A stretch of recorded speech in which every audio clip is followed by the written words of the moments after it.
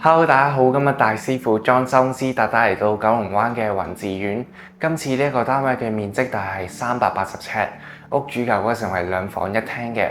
而今次呢，我係採用咗原木簡約風嘅設計風格，重點使用咗胡桃木色嘅顏色，襯托白色同埋淺木紋嘅地磚，希望一種簡約、舒適、實用，同埋令到成間屋嘅顏色更加一致，睇起上嚟更加闊落嘅。而今次嘅工程咧係包括咗全屋嘅地磚、瓷磚更換、新訂造櫥櫃、浴室櫃、鏡櫃、浴屏，仲有包咗全屋嘅油漆啦、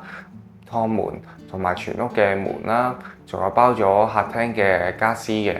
合共係212800蚊年供包料費，外轉冇其他附加費用，以成為本價。而家等我嚟特打下呢個單位啊！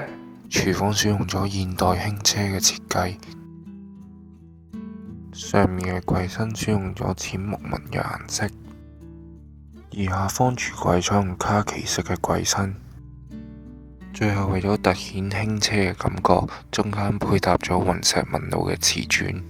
而嚟到廁所門方面，我哋選用咗淺木紋嘅磨砂玻璃巴士門，而廁所入面同樣都選用咗現代輕奢華嘅風格。淋浴空間嘅位置選用咗玫瑰金嘅圓拱形玻璃浴，而廁所櫃身選用咗深木色配搭淺色嘅瓷磚，